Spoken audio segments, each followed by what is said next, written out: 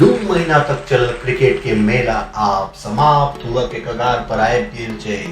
IPL 2022 के सबसे सर्वश्रेष्ठ दूटा टीम फाइनल में पहुंचल अछि, राजस्थान आ गुजरात।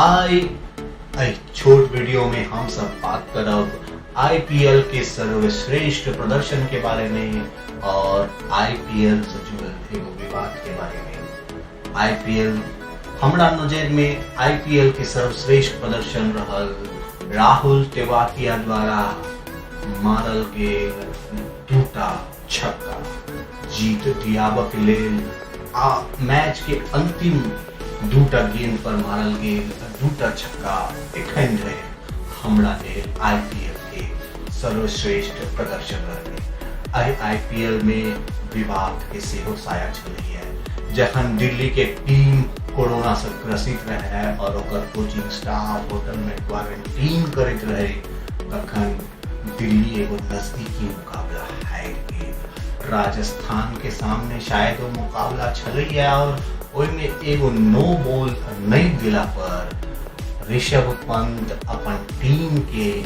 बाहर बजावे छलैया।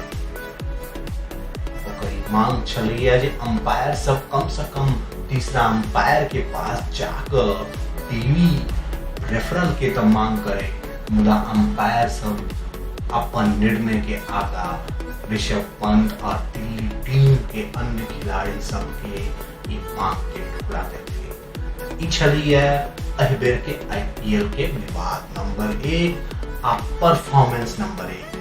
फाइनल में के चैंपियन बनत ई त आई रात में पता चलत।